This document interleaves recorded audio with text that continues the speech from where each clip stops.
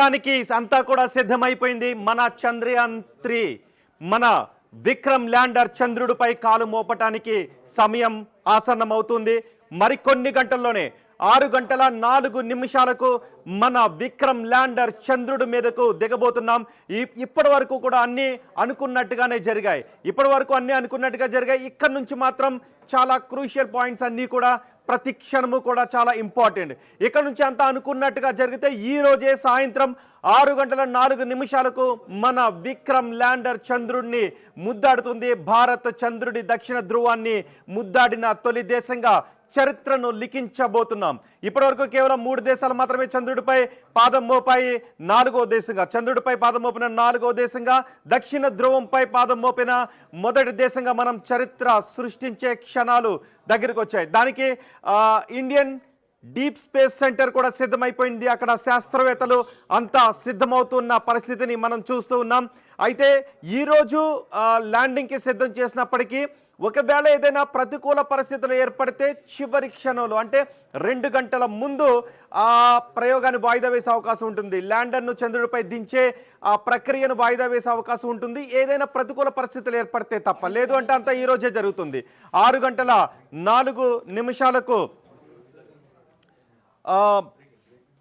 అక్కడ ల్యాండ్ అయ్యేటటువంటి ప్రక్రియకి అంతా కూడా సిద్ధమైపోయింది. ధ్రువపు ప్రాంతం, చంద్రుడి దక్షిణ ధ్రువపు ప్రాంతంపై మన ల్యాండర్ ముద్దాడే క్షణాలు రానే వచ్చాయి. యావత్ దేశం అంతా కూడా చాలా ఆసక్తిగా ఎదురు చూస్తుంది. యావత్ ప్రపంచమే చాలా ఆసక్తిగా ఎదురు చూస్తుంది. ఎందుకంటే ఒక దశలో నిజానికి అఫ్కోర్స్ అది ఒక రేస్ లాంటిది. ప్రపంచం అంతా కూడా రేస్ గురించి మాట్లాడుకున్నాయి. అక్కడ ఎవరు దిగుతారు, చైనా భారత అంటూ, సారీ రష్యానా భారత అంటూ ఆ రేస్ జరిగింది. కానీ లూనా 25 మాత్రం ఫెయిల్ అయింది. లూనా 25 కూడా సక్సెస్ అయ్యి ఉంటే బాగుండేది. మన భారతీయులందరూ కూడా ఆ ప్రయోగం ఫెయిల్ అవ్వాలని ఎవరు కూడా కోరుకోలేదు. అది కూడా సక్సెస్ అయితే చంద్రుడిపై ప్రయోగాలకు మరింత ఊతం వస్తుందని అందరూ కూడా అనుకున్నారు. కానీ మనం ముందు దిగితే బాగుండు అని అందరూ కూడా అనుకున్నారు. మనం ఆర్టీవీ స్క్రీన్ పైన చూస్తున్నాం, శాస్త్రవేత్తలంతా కూడా సిద్ధమైపోయారు ల్యాండర్ చంద్రుడిని ముద్దాడే ఆ క్షణాల కోసం. సో ఇక్కడ నుంచి ప్రతి క్షణం ఏం జరగబోతోంది, జూన్ 14వ తారీఖు నుంచి ఏం జరిగింది అన్నది నేను మీకు ఒక్కసారి రఫ్గా వివరించే ప్రయత్నం చేస్తాను. ఇప్పుడు నా చేతిలో ఉంది, ఇదే మన GSLV Mark 3 రాకెట్ అని అనుకుందాం. ఎందుకంటే నమూనాను మీకు చూపిస్తున్నాను. ఒకసారి మనం ఆర్టీవీ స్క్రీన్ పైన చూద్దాం. ఇదే మనం ఆ రోజు జూలై 14వ తారీఖున మనం ప్రయోగించింది. సరిగ్గా 41 రోజుల క్రితం మనం ప్రయోగించింది ఇలాంటి రాకెట్ నమూనానే. సో ఇది మనం భూమి అనుకుందాం, గ్లోబ్ మీద పెట్టి నేను మీకు చూపిస్తున్నాను. అంటే ఆ రోజు నుంచి ఈ రోజు వరకు ఏం జరిగింది, ఇక్కడ నుంచి ప్రతి క్షణం ఏం జరగబోతోంది అన్నది నేను మీకు ఈ నమూనాలో వివరించే ప్రయత్నం చేస్తాను. ఇది మన భూమి అనుకుందాం. గ్లోబ్ ఇక్కడ నుంచి మనం శ్రీహరికోట నుంచి GSLV Mark 3 మనం ప్రయోగించాం. GSLV Mark 3 ఆ రోజు సరిగ్గా నిప్పులు చిమ్ముతూ నింగిలోకి వెళ్ళింది. ఆ రోజు అందరం కూడా తల పైకెత్తి చంద్రయాన్ 3ని సగర్వంగా చూసాం. ప్రపంచం కూడా చాలా ఆసక్తిగా చూసింది. GSLV Mark 3 ఏం అద్భుతాలు సృష్టించబోతోందని, ఎటువంటి చరిత్ర లిఖించబోతోందని అందరం కూడా నిబిడాశ్చర్యంతో అంటాం కదా, అలా ప్రపంచం నిబిడాశ్చర్యంతో ఎదురు చూసింది. మనం సగర్వంగా ఆకాశం వైపు చూసాం. Mark 3 అట్లా పైకి వెళ్తూ ఉంటే, అలా పైకి వెళ్ళిన తర్వాత ఏమవుతుంది అంటే ఇక్కడ ఉన్నటువంటి బూస్టర్స్ ఇలా విడిపోతుంటాయి. ఇలా విడిపోయినటువంటి బూస్టర్స్ బంగాళాఖాతంలో పడిపోతాయి. ఎందుకంటే ఇవి సముద్రం ఒడ్డు నుంచి ఇలాంటి ప్రయోగాలు చేస్తుంటాం. మన శ్రీహరికోట కూడా నెల్లూరులో సముద్రం ఒడ్డు నుంచి ఎందుకు చేస్తామంటే ఇవన్నీ కూడా సముద్రంలో పడిపోతాయి. భూమి మీద పడినాయి అంటే జనావాసాలకు ఇబ్బంది కలుగుతుంది కాబట్టి ఇవి సముద్రంలో పడిపోతాయి. అట్లా పైకి వెళ్ళిన తర్వాత ఈ రెండు కూడా విడిపోతాయి, సముద్రంలో పడిపోతాయి. ఆ తర్వాత ఇంకా పైకి వెళ్ళిన తర్వాత భూకక్షలోకి వెళ్ళిన తర్వాత కేవలం ప్రొపల్షన్ మాడ్యూల్ మాత్రమే ఉంటుంది. ప్రొపల్షన్ మాడ్యూల్ ల్యాండర్ని తీసుకువెళ్తుంది. ప్రొపల్షన్ మాడ్యూల్లో విక్రమ్ ల్యాండర్ ఉంది, దాంట్లోనే రోవర్ కూడా ఉంది, ప్రెగ్నెంట్ రోవర్ కూడా ఉంది. దీన్ని తీసుకుని చంద్రుడికి, అంటే మన భూమి మీద నుంచి వెళ్ళాం కదా, ఇది చంద్రుడు అని అనుకుందాం, చంద్రుడికి 100 కిలోమీటర్ల దూరం వరకు తీసుకొస్తుంది. 100 కిలోమీటర్ల దూరం వరకు తీసుకొచ్చిన తర్వాత దాంతోపాటు నేను మీకు చూపిస్తున్నాను, ఇదే విక్రమ్ ల్యాండర్ విక్రమ్ ల్యాండర్ని ఇది తీసుకుని వెళ్తుంది. ఇక్కడ తీసుకుని వెళ్ళిన తర్వాత 100 కిలోమీటర్లు చంద్రుడి దగ్గరకు వచ్చిన తర్వాత ఈ రెండు కూడా సెపరేట్ అయిపోతాయి. సెపరేట్ అయిపోయిన రోజు కూడా మనం పండుగ చేసుకున్నాం, మనం అందరం కూడా సంతోషాన్ని వ్యక్తం చేసాం. ప్రపంచం కూడా చాలా ఆశ్చర్యంగా ఎదురు చూసింది ఆ క్షణాలను. మన శాస్త్రవేత్తలు కూడా చాలా స్వీట్లు పంచుకున్నారు. సో ఈ రెండు కూడా ప్రొపల్షన్ మాడ్యూల్ నుంచి ఇది విడిపోయింది. ఆ తర్వాత ఇది ప్రొపల్షన్ మాడ్యూల్ అనుకుందాం. ఇదేం చేస్తుంది అంటే ఇది చంద్రుడి కక్షలోనే తిరుగుతుంది. చంద్రుడి కక్షలో తిరుగుతూ ఏం చేస్తుందంటే భూమి లాంటి గ్రహాలు ఏమన్నా ఉన్నాయా సుదూరంలో అనేటటువంటి ప్రక్రియను కొన్ని నెలల పాటు చంద్రుడి కక్షలోనే ఇది తిరుగుతూ ఆ ప్రయోగాన్ని చేపడుతూ ఉంటుంది. అయితే ఆ రోజు విడిపోయిన తర్వాత ఈ రెండు కూడా థ్యాంక్స్ చెప్పుకున్నాయి. Propulsion module and rover module, lander module, ఈ రెండు కూడా థ్యాంక్స్ చెప్పుకున్నటువంటి సందర్భం కూడా మనం చూసాం. ఆ మెసేజ్ను కూడా ఇస్రో శాస్త్రవేత్తలు మన జాతికి చూపించారు, ప్రపంచానికి చూపించారు. సో ఇప్పుడు ఇది చాలా క్రూషియల్. ఇదే ల్యాండర్, మన విక్రమ్ ల్యాండర్ ఇది చంద్రుడి చుట్టూ దీర్ఘవృత్తాకార కక్షలో తిరుగుతూ ఉంటుంది. దీర్ఘవృత్తాకార కక్షలో అంటే ఇక్కడ కొంచెం దగ్గరగా ఉంటుంది, ఇక్కడ నుంచి దూరంగా వెళ్తుంది, ఇక్కడ నుంచి తిరుగుతుంది. అయితే ఫస్ట్ ఇది మనకి చంద్రుడి దగ్గరికి వెళ్లే ముందు ఏం జరిగిందో ఒకసారి చూపిస్తాం. దీన్ని భూకక్షలోకి ప్రవేశపెట్టిన తర్వాత విక్రమ్ ప్రొపల్షన్ మాడ్యూల్తో ఉన్నప్పుడే భూ వాతావరణంలోకి వెళ్ళిన తర్వాత, అంటే ఇంకా చంద్రుడి కక్షలోకి వెళ్ళకముందు, అంటే ఈ రెండు విడిపోకముందు భూమి చుట్టూ తిరుగుతుంటాయి. భూమి చుట్టూ దీర్ఘవృత్తాకార కక్షలో ఈ ప్రొపల్షన్ మాడ్యూల్ దీన్ని తీసుకుని ఇట్లా తిరుగుతూ ఉంటుంది. ఇలా తిరిగిన తర్వాత శాస్త్రవేత్తలు ఏం చేస్తారంటే ఒక సమయంలో అంటే 5 సార్లు ఈ బూస్టర్స్ని వెలిగించడం ద్వారా, ఇంజన్స్ని మండించడం ద్వారా ఇది కొంచెం భూకక్షకు దూరం జరుగుతూ వస్తుంది. సో ఇదే రాకెట్ అనుకుందాం. నేను మీకు ల్యాండర్ని తర్వాత చూపిస్తా. సో ఇది తిరుగుతూ ఉంటుంది. ఇలా తిరుగుతూ ఉన్నటువంటి క్రమంలో దీర్ఘవృత్తాకార కక్షలో తిరుగుతూ ఉంటుంది. ఆ సమయంలో దీంట్లో ఎటువంటి ఇంధనాన్ని కూడా వాడుకోదు. కేవలం భూమి యొక్క గురుత్వాకర్షణ శక్తి ఆధారంగా మాత్రమే ఇది తిరుగుతుంటుంది. అందుకే మనం చాలా తక్కువ ఖర్చులో 15 కోట్ల రూపాయలతో మొత్తం ప్రయోగాన్ని పూర్తి చేసాం. మొన్న రష్యా మాత్రం 1600 కోట్ల రూపాయలతో ఆ ప్రయోగాన్ని చేపట్టింది, కానీ మనం 650 కోట్ల రూపాయలతోనే చేపట్టాం. ఇది ఒక్కసారి భూ వాతావరణంలోకి, భూకక్షలోకి ప్రవేశపెట్టిన తర్వాత 5 రౌండ్లు తిరుగుతూ ఉంటుంది. 5 రౌండ్లు కూడా ఒక కక్ష పూర్తి చేసుకున్న తర్వాత దాన్ని మండిస్తారు. కొంచెం ఇంజన్స్ని మండించడం ద్వారా ఇంధనాన్ని యూజ్ చేస్తారు అక్కడ. అప్పుడు కక్ష పెరుగుతుంది. అట్లా 5 సార్లు దీని చుట్టూ తిరిగిన తర్వాత చంద్రుడి కక్షలోకి దగ్గరగా వచ్చిన తర్వాత అప్పుడు ఈ ప్రొపల్షన్ మాడ్యూల్ని చంద్రుడి కక్షలోకి ప్రవేశపెడతారు. అక్కడ నుంచి ఈ ప్రొపల్షన్ మాడ్యూల్లో ఉన్న ఇంధనాన్ని కొంత యూజ్ చేస్తారు. ఇంజన్స్ని మండించడం ద్వారా చంద్రుడి కక్షలోకి వెళ్తుంది. అక్కడ నుంచి ప్రొపల్షన్ మాడ్యూల్ చంద్రుడి కక్షలో తిరగడం మొదలు పెడుతుంది. అంటే సుదూర కక్ష, చాలా దూరపు కక్షలో చంద్రుడి చుట్టూ తిరుగుతుంది. అట్లా చంద్రుడి కక్షలో తిరిగిన తర్వాత 5 రౌండ్లు అంటే దీర్ఘవృత్తాకార కక్షలో తిరుగుతూ ఉంటుంది. అలా 5 సార్లు ప్రదక్షిణ చేసిన తర్వాత చంద్రుడి చుట్టూరు అప్పుడు 100 కిలోమీటర్లు, అంటే ఇక్కడ నుంచి ఈ ప్రొపల్షన్ మాడ్యూల్ 100 కిలోమీటర్ల దూరానికి వచ్చిన తర్వాత ఈ ల్యాండర్ని అక్కడ వదులుతుంది. మనం మొన్న చూసింది అదే. ఆ 100 కిలోమీటర్ల దూరంలోనూ ఈ ల్యాండర్ని వదిలి ప్రొపల్షన్ మాడ్యూల్ ముందుకెళ్ళిపోతుంది. ఈ ల్యాండర్ మాత్రం చంద్రుడి దగ్గర ఉంటుంది. ఈ ప్రొపల్షన్ మాడ్యూల్ మాత్రం దూర కక్షలు అంటే 100 కిలోమీటర్ల కక్షలోనే తిరుగుతూ ఉంటుంది. ఈ ప్రొపల్షన్ మాడ్యూల్ కూడా మనకి చాలా ఉపయోగకరం. ఇతర గ్రహాల నుంచి అంటే భూమిని పోలి ఉన్నటువంటి గ్రహాలు, ఇలా మనకి భూమిని పోలి ఉన్నటువంటి గ్రహాలు విశ్వంలో కనుక ఏమైనా ఉన్నట్లయితే దానికి సంబంధించినటువంటి సమాచారాన్ని, వాతావరణం ఉన్నటువంటి గ్రహాలు, ఏదైనా గ్రహాల మీద వాతావరణం ఉన్నట్లయితే దానిని పరిశోధన చేస్తుంది ఈ ప్రొపల్షన్ మాడ్యూల్. సో మనకు కొన్ని నెలల పాటు ప్రొపల్షన్ మాడ్యూల్ పనిచేస్తుంది. ఇక విక్రమ్ ల్యాండర్ మాత్రం కొన్ని వేల కిలోమీటర్ల వేగంతో చాలా వేగంగా తిరుగుతూ ఉంటుంది. చంద్రుడి చుట్టూ తిరుగుతూ ఉంటుంది. అక్కడి నుంచి ఏం చేస్తారంటే ఒక కక్ష పూర్తి చేసుకున్న తర్వాత మండిస్తారు, అంటే డీబూస్టింగ్ చేస్తుంటుంటారు. సో డీబూస్టింగ్ చేయడం ద్వారా దాని యొక్క దూరం తగ్గుతూ ఉంటుంది, కక్ష దూరం తగ్గుతూ ఉంటుంది. సో అలా తగ్గుతూ ఈరోజు ఏం చేస్తారంటే చంద్రుడికి మరికొద్దిసేపట్లో చంద్రుడికి 30 కిలోమీటర్ల దూరానికి తీసుకొస్తారు. 30 కిలోమీటర్ల దూరానికి తీసుకొస్తారు. ప్రస్తుతం మాత్రం గంటకు 6000 కిలోమీటర్ల వేగంతో, ఈ విక్రమ్ ల్యాండర్ ప్రయాణం చేస్తూ ఉంది. అంటే చంద్రుడి ఇక్కడ దిగాల్సినటువంటి ప్లేస్ అనుకుందాం, ఇట్లా తిరుగుతూ వస్తుంది. గంటకు 6000 కిలోమీటర్ల స్పేస్లో గంటకు 6000 కిలోమీటర్ల వేగంతో ఈ విక్రమ్ ల్యాండర్ ప్రయాణిస్తూ ఉంది. దీన్ని ఏం చేస్తారంటే రఫ్ బ్రేకింగ్ అంటాం. అంటే ఇప్పుడు ఎలా తిరుగుతుందంటే ఇవి మనకి ల్యాండర్కి లెగ్స్, ఈ 4 కూడా 1 2 3 4 ఈ 4 కూడా లెగ్స్ అన్నమాట. ఇది ఇలా దిగాలి. కానీ చంద్రుడు ఇలా ఉన్నాడు కదా, ఇది హారిజెంటల్గా తిరుగుతుంటుంది, వర్టికల్గా కాకుండా ఇట్లా తిరుగుతూ ఉంటుంది. ఇప్పుడు దీన్ని తీసుకుని వచ్చిన తర్వాత అంటే గంటకు 6000 కిలోమీటర్ల వేగంతో ప్రయాణిస్తుంది.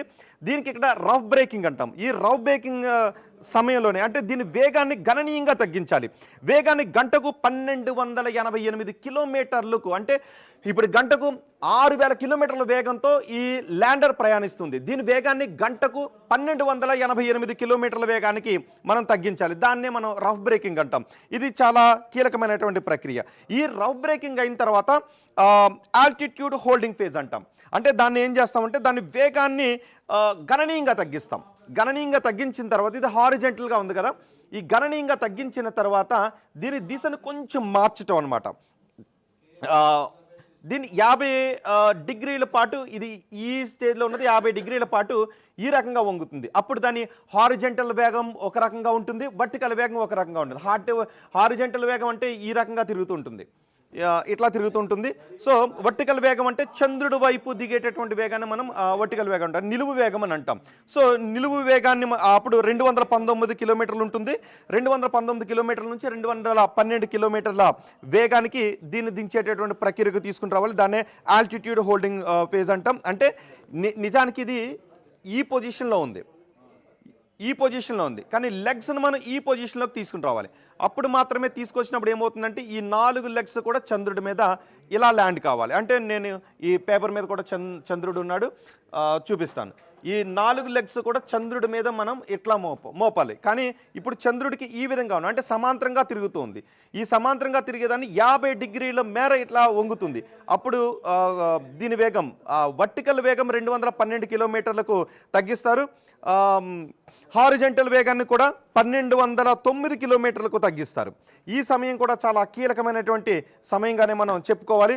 ఆ తర్వాత మరొక కీలకమైనటువంటి ప్రక్రియ కూడా ఉంటుంది. దాన్ని మనం ఫైన్ బ్రేకింగ్ దశ అంటాం. ఈ ఫైన్ బ్రేకింగ్ దశలో చంద్రుడి ఉపరితలానికి 800 మీటర్లకు దాన్ని తీసుకుని రావాల్సినటువంటి అవసరం ఉంటుంది. అంటే 800 మీటర్ల దూరంలో, ఇక్కడ నుంచి మనం 800 మీటర్ల దూరంలో ఈ ల్యాండర్ని తీసుకుని రావాల్సినటువంటి అవసరం ఉంటుంది. దాన్ని మనం ఫైన్ బ్రేకింగ్ దశ అంటాం. ఇక్కడ 800 మీటర్ల దూరానికి తీసుకొచ్చిన తర్వాత, అంటే ఆ సమయంలో 30 కిలోమీటర్ల నుంచి 6.8 కిలోమీటర్ల వేగానికి వస్తుంది. 6.8 కిలోమీటర్ల వేగం నుంచి దీన్ని 800 మీటర్ల దూరానికి తీసుకుని రావాలి. 800 మీటర్ల దూరానికి తీసుకొచ్చిన తర్వాత ఇక్కడ 12 సెకండ్ల పాటు ఇలా నిలిచి ఉంటుంది, అంటే కదలకుండా ఇలా నిలిచి ఉంటుంది అనమాట. సో ఆ సమయంలో ఈ లోపల ఉన్నటువంటి ల్యాండర్లో hazard detection and avoidance cameras ఉంటాయి, అవి పనిచేయటం ప్రారంభిస్తుంటుంటాయి. సో ఈ 50 డిగ్రీల సమయంలో ఇక్కడికి వచ్చిన తర్వాత ఏమవుతుందంటే 90 డిగ్రీలకు ఫస్ట్ మనం 50 డిగ్రీలకు వంగుతుంది అన్నాం కదా, తర్వాత ఇది 90 డిగ్రీలకు తిరుగుతుంది. సో 90 డిగ్రీలకు తిరిగిన తర్వాత ఈ లెగ్స్ అన్నీ కూడా చంద్రుడి వైపు వచ్చేస్తాయి. ఈ 4 లెగ్స్ కూడా మనకి చంద్రుడి వైపు వచ్చేస్తాయి. 90 డిగ్రీలు తిరిగిన తర్వాత పూర్తిగా చంద్రుడి వైపు వర్టికల్గా దిగడానికి కావాల్సినటువంటి పరిస్థితి అక్కడ ఏర్పడుతుంది. అక్కడ దీని లోపల ఉన్నటువంటి కెమెరాలు ఇక్కడ దిగడానికి అనువైన ప్రదేశం ఉందా లేదా, ఇప్పుడు మనం ఆర్టీవీ స్క్రీన్ పైన చూస్తున్నాం, దిగేటప్పుడు ఆ ఇంజన్స్ని మండిస్తూ ఉన్నారు. సో ఆ మండిస్తూ ఉన్న ఆర్టీవీ స్క్రీన్ పైన మనం చూసాం, సరిగ్గా ఇక్కడ ఇంజన్స్ ఉంటాయి, వాటిని మండిస్తూ దాన్ని కిందకు దించుతుంటుంటారు. ఎందుకంటే చంద్రుడి గురుత్వాకర్షణ శక్తి, చంద్రుడి గ్రావిటేషనల్ ఫోర్స్ అక్కడ పనిచేస్తుంటుంది. చంద్రుడి గ్రావిటేషనల్ ఫోర్స్ ఏం చేస్తుందంటే దీని వేగంగా తన వైపు లాక్కుంటూ ఉంటుంది. అంటే భూమితో ఉన్నటువంటి గురుత్వాకర్షణ శక్తి కంటే చంద్రుడి గురుత్వాకర్షణ శక్తి కొంచెం తక్కువగానే ఉంటుంది. సో దీనిని తన వైపు లాగేసుకుంటూ ఉంటుంది. ఆ సమయంలో ఇక్కడ బూస్టర్స్ మండిస్తూ ఉంటుంటారు.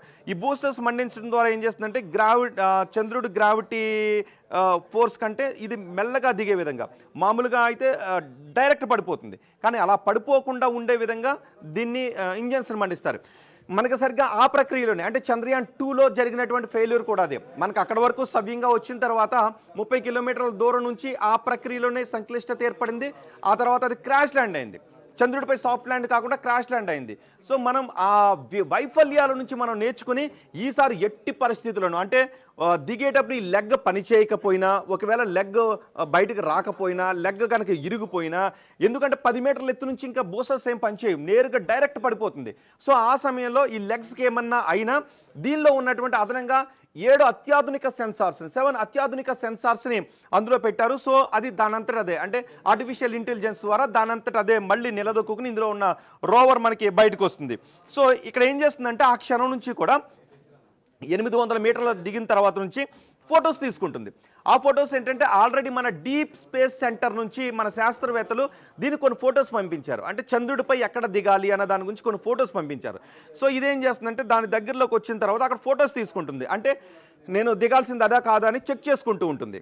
సో అలా దిగాల్సినటువంటి ప్లేస్లోకి వచ్చిన తర్వాత నిలువుగా దిగటం మొదలవుతూ ఉంటుంది. దాన్నే మనం ఏం చేస్తుంటాం అంటే ఫైన్ బ్రేకింగ్ దశ అంటాం. అక్కడ మనకి ఉన్నటువంటి వేగాన్ని గణనీయంగా తగ్గిస్తుంటుంటారు. సో సురక్షితంగా దాన్ని ల్యాండ్ చేయడానికి కావాల్సినటువంటి దశ. ఇక్కడ నుంచి ఏమవుతుందంటే చంద్రుడి 800 మీటర్ల దూరం నుంచి 150 మీటర్ల ఎత్తుకు చేర్చాలి. అంటే ఇంకా చంద్రుడికి కేవలం 150 మీటర్ల ఎత్తులోకి మాత్రమే, చంద్రుడికి 150 మీటర్లు, కేవలం 150 మీటర్ల ఎత్తులో ఈ విధంగా ఉంటుంది. ఆ సమయంలో కూడా ఏం చేస్తుందంటే తాను దిగాల్సినటువంటి ప్లేస్ అదే కాదా అని ఇందులో ఉన్నటువంటి ఆర్టిఫిషియల్ ఇంటెలిజెన్స్ ద్వారా అది చెక్ చేసుకుంటూ ఉంటుంది. ఆ సమయంలో 22 సెకండ్ల పాటు అక్కడ నిలిచి ఉంటుంది. అంటే స్టే అయి ఉంటుంది. అక్కడ ఈ విధంగా స్టే అయి ఉంటుంది, చూసుకుంటూ ఉంటుంది, చెక్ చేసుకుంటూ ఉంటుంది, ఫోటోలు తీసుకుంటూ ఉంటుంది. అంతా కూడా సెకండ్లో జరిగిపోతుంటాయి. గుండెలు చాలా వేగంగా కొట్టుకుంటూ ఉంటుంటాయి. అందరూ కూడా ఇస్రో నుంచి ఫీడ్బ్యాక్ చూస్తుంటుంటారు ఏం జరుగుతుందని. సో దీనిలో ఉన్నటువంటి పరికరాలు ఏం చేస్తాయంటే 150 మీటర్ల ఎత్తులో ల్యాండింగ్ ప్లేస్ని గుర్తిస్తాయి. గుర్తించిన తర్వాత ఇక్కడ నుంచి అంటే టెర్మినల్ డిసెంట్ ఫేజ్ అంటాం. ఈ టెర్మినల్ డిసెంట్ ఫేజ్ 1లో మనకి అలా జరుగుతుంది. ఆ తర్వాత నుంచి దీన్ని 60 మీటర్ల ఎత్తుకు తీసుకుని రావాలి. ఈ 60 మీటర్ల ఎత్తుకు తీసుకొచ్చే ప్రక్రియలో ఏమవుతుంటుందంటే దీనిలో ఫ్యూయల్ని వాడుకుంటూ ఉంటుంటారు. సో 60 మీటర్ల ఎత్తుకు చేరుకోవడం, 150 మీటర్ల నుంచి 60 మీటర్ల ఎత్తుకు తీసుకొచ్చిన తర్వాత కేవలం 60 మీటర్ల ఎత్తులో ఉంటుంది. ఆ తర్వాత మళ్ళీ ఫొటోస్ తీసుకుంటుంది. సో నేను దిగాల్సిన ప్లేస్ ఇదా కాదా అనే నిర్ధారించుకుంటుంది. సో నేను దిగాల్సినటువంటి ప్లేస్ అదే నిర్ధారించుకున్న తర్వాత టెర్మినల్ డిసెంట్ ఫేజ్ 3 స్టార్ట్ అవుతుంటుంది. అంటే దీన్నే మనం ల్యాండింగ్కి ముందున్నటువంటి స్టేజ్గా మనం చెప్పుకుంటూ ఉంటాం. అక్కడ నుంచి కొన్ని 38 సెకండ్లు మాత్రమే ఉంటుంది. సో ల్యాండర్ గంటకు ఈ సమయంలో 4 కిలోమీటర్ల వేగంతో దిగుతూ ఉంటుంది. 4 కిలోమీటర్ల వేగంతో 60 మీటర్ల నుంచి 10 మీటర్ల ఎత్తుకు ఈ ల్యాండర్ వచ్చేస్తుంది. అంటే ఇక చంద్రుడికి మన ల్యాండర్కి దూరం కేవలం 10 మీటర్ల దూరం మాత్రమే ఉంది. అంటే మనం ఒకవేళ భూమి మీద ఉంటే 10 మీటర్ల ఎత్తుని మనం ఇలా చూస్తుంటాం. మన ల్యాండర్ దిశగా చూస్తుంటుంది. అంటే అక్కడ 4.7 కిలోమీటర్ల వేగంతో, అంటే కిందకి దిగేటటువంటి వేగం గంటకు 4.7 కిలోమీటర్ల వేగంతో దిగుతూ ఉంటుంటుంది. ఈ సమయంలో 10 మీటర్ల ఎత్తుకు వచ్చిన తర్వాత 10 మీటర్లు ఎత్తుకొచ్చిన తర్వాత మొత్తం ఇందులో ఉన్నటువంటి అన్ని కూడా షట్ డౌన్ అయిపోతాయి. ల్యాండర్లో ఉన్నటువంటి ఇంజన్స్ అన్ని కూడా షట్ డౌన్ అయిపోతాయి. ఆ తర్వాత నుంచి మనం ఏం చేయలేం. శాస్త్రవేత్తలు ఇంజన్స్ని మండించడం కానీ ఇవేమీ చేయలేరు. 10 మీటర్ల ఎత్తు నుంచి ఏమవుతుంది అంటే అది నేరుగా చంద్రుడి మీదకు దిగడం ప్రారంభిస్తుంది. అంటే దానికి అదే పడిపోతుంది. అక్కడే చాలా క్రూషియల్. అది పడిపోయినప్పుడు ఇలా ఉంది, చంద్రుడి మీద పడుతుంది. సో దీన్నే మనం పాదం మోపేటటువంటి అత్యంత కీలకమైనటువంటి ప్రక్రియ అంటాం. ఈ రకంగా వచ్చి ఒక వేగంతో, అంటే ఆ సమయంలో వేగం ఎంత ఉంటుందని చెప్పలేం. ఎందుకంటే అప్పటి వరకు మనం 4.7 కిలోమీటర్ల వేగానికి, గంటకి 4.7 కిలోమీటర్ల వేగానికి మనం దాన్ని తీసుకొచ్చాం. కానీ అక్కడ ఇంజన్స్ అన్ని కూడా షట్ డౌన్ చేసేసాం. ఇంక ఇంజన్స్ ఏం పనిచేయవు. కానీ అక్కడ నుంచి కేవలం చంద్రుడి గురుత్వాకర్షణ వేగం మాత్రమే దీన్ని లాక్కుంటుంది. ఒక్కసారిగా చంద్రుడి మీదకి వస్తుంది. మనం చంద్రుడి మీద కాలు మోపినటువంటి మధుర క్షణం అదే. అప్పుడు చంద్రుడి మీద కాలు మోపిన తరువాత ఒక ప్రక్రియ మనం పూర్తయిందనే చెప్పుకోవాలి. ఒకవేళ మనం చంద్రుడి మీద అలా పాదం మోపితే చాలు, సాఫ్ట్ ల్యాండింగ్ చేయగలిగితే చాలు, మనం చరిత్ర సృష్టించేసినట్టే, భారత్ చరిత్ర సృష్టించేసినట్టే. సరిగ్గా ఇక్కడ దిగిన తర్వాత చంద్రుడి మీద ఉన్నటువంటి డస్ట్ ఒక్కసారిగా పైకి లేస్తుంది. సో ఈ దిగిన వెంటనే రోవర్ ఇందులోంచి వస్తుంది. ఈ రోవర్ ఇందులో ఉంటుంది. కానీ ఈ రోవర్ వెంటనే రాదు. ఈ రోవర్ బయటకు రావడానికి, ప్రజ్ఞాన్ రోవర్ బయటకు రావడానికి కొన్ని గంటల సమయం తీసుకుంటుంది. ఎందుకంటే చంద్రుడి మీద ఉన్నటువంటి డస్ట్ అంతా కూడా ఒక్కసారిగా పైకి లేస్తుంది. సో అలాంటి సమయంలో దీంట్లో పార్ట్స్ అన్ని కూడా చాలా సెన్సిటివ్గా ఉంటాయి కాబట్టి ఇది వెంటనే బయటకు రాదు. అలా కొన్ని గంటల తరువాత మెల్లగా దీనిలో నుంచి ఈ విక్రమ్ ల్యాండర్లో నుంచి రోవర్ బయటకు వస్తుంది. బయటకు వచ్చిన తర్వాత ఏమవుతుందంటే రెండు ఎదురెదురుగా ఉంటాయి. దీని ఫోటోని ఇది తీసుకుంటుంది, అంటే రోవర్ ల్యాండర్ ఫోటోని తీస్తుంది, ల్యాండర్ రోవర్ ఫోటోని తీస్తుంది, దాన్ని గ్రౌండ్ కంట్రోల్కి పంపిస్తుంది. రెండు కూడా సేఫ్గా ఉన్నాయని నిర్ధారించుకుంటారు. మొత్తానికి అక్కడితో ఈ ప్రక్రియ అంతా కూడా మనం పూర్తయిందనే చెప్పుకోవాలి. అయితే ఇక్కడ నుంచి ఏం చేస్తుందంటే ఇది దిగిన తర్వాత చంద్రుడి పైన పరిశోధన చేయడం మొదలెడుతుంది. చంద్రుడి మీద ఉన్న కెమికల్స్ ఏంటి, చంద్రుడి మీద వాతావరణం ఎలా ఉంది, చంద్రుడి మీద ఎటువంటి పరిస్థితులు ఉన్నాయి, నీరుందా, ఏముంది, ఇలా ప్రతి ప్రయోగాన్ని ఇది చేపట్టి దీని నుంచి డేటాను ఈ ల్యాండర్గా పంపిస్తుంది. ఈ ల్యాండర్ నుంచి డేటా భూమి మీద ఉన్నటువంటి డీప్ స్టేషన్ సెంటర్కి ఇక్కడ తీసుకొస్తుంది. అయితే ఈ ల్యాండర్ చంద్రుడి మీద అడుగుపెట్టిన తర్వాత 125 సెకండ్ల సమయం పడుతుంది. 125 సెకండ్ల సమయం తర్వాత ఆ విషయం గ్రౌండ్ కంట్రోల్కి వస్తుంది. వెంటనే మనకి చప్పట్లు, అవన్నీ ఆనందాలు ఇవన్నీ కూడా మనకు కనిపిస్తూ ఉంటుంటాయి. సో 125 సెకండ్ల తర్వాత ఆ తర్వాత ఇది కేవలం అంటే చంద్రుడి పైన 15 రోజులు మాత్రమే దీని లైఫ్ టైం. ఎందుకంటే చంద్రుడి మీద 14 రోజులు పగలుంటుంది, 14 రోజులు రాత్రి ఉంటుంది. కాబట్టి చంద్రుడి మీద ఇప్పుడు సూర్యోదయం అయ్యే సమయంలో మనం ఈ ల్యాండర్ని అక్కడ దించుతూ ఉన్నాం. అక్కడే ఈ రోవర్, దీనికి 6 చక్రాలు ఉంటాయి. 6 చక్రాలు కూడా మనం క్లియర్గా చూడవచ్చు. ఆ టీవీ స్క్రీన్ పైన 6 వీల్స్ ఉన్నాయి. ఇది దీంతో వస్తుంది. అక్కడ నుంచి ఏం చేస్తుందంటే ఏ ఇంధనము ఉండదు, కేవలం సూర్యరశ్మితో, అంటే సోలార్ ప్యానల్స్ ఉన్నాయి. ఇవి సోలార్ ప్యానల్స్. ఈ సోలార్ ప్యానల్స్ ద్వారా సూర్యరశ్మిని వాడుకుంటూ దాని ఇంధనాన్ని అది ప్రొడ్యూస్ చేసుకుంటూ రోవర్కి సమాధానం ఇస్తుంది. రోవర్కి ఆ డేటాను పంపిస్తుంది. రోవర్ ల్యాండర్కి, ల్యాండర్ నుంచి గ్రౌండ్ కంట్రోల్కి ఆ డేటా కూడా వస్తుంది. అంటే 14 రోజుల తర్వాత. ఇప్పటికి 14 రోజుల తర్వాత ఏంటి, 14 రోజుల తర్వాత అక్కడ -120 డిగ్రీల నుంచి ఎంతైనా కూడా చలి, విపరీతమైన చలి వచ్చేస్తుంది. ఎందుకంటే అక్కడ మళ్ళీ సూర్యోదయం చీకటి అయ్యేసరికి ఆ సమయంలో ఇవన్నీ కూడా పాడైపోతాయి. మళ్ళీ వెలుగు వచ్చేసరికి సో అక్కడ పని చేయమని చెప్తున్నారు. ఒకవేళ మళ్ళీ అక్కడ పగలు వచ్చేసరికి పని చేయొచ్చు. పని చేసినా కేవలం రోవర్ మాత్రమే పనిచేసే అవకాశం ఉంటుంది. ల్యాండర్ పని చేయకపోవచ్చు అని చెప్తున్నారు. ఒకవేళ రెండు కలిసి పనిచేస్తే ఇంకా అదృష్టం కూడా. సో ఇప్పటికే ఆర్బిటర్ చంద్రయాన్ 2లో పంపించినటువంటి ఆర్బిటర్ చంద్రుడి కక్షలో తిరుగుతుంది. దాంతో కూడా మొన్న కమ్యూనికేట్ అయింది. వెల్కమ్ బడ్డీ అని రెండు కూడా పలకరించుకున్నటువంటి సందర్భాన్ని కూడా చూసాం. సో ఇక్కడ నుంచి ఇది పరిశోధన చేసి ఆ విలువైన డేటాను మనకు పంపిస్తుంది. ఇది క్లుప్తంగా ఈ రోజు జరగబోతున్నటువంటి ప్రక్రియ. సో ఈ రోవర్ ఎప్పుడైతే దక్షిణ ప్రాంతంపై దిగుతుందో, ధ్రువపు ప్రాంతంపై దిగుతుందో, అంతే మనం చరిత్ర సృష్టించినట్టే మొత్తం ప్రపంచం అంతా కూడా భారత్ గురించే చెప్పుకుంటుంది. ప్రతి భారతీయుడు కూడా సగర్వంగా తలెత్తుకుని చందమామ చూపిస్తుంటాడు. మేము పంపించినట్టు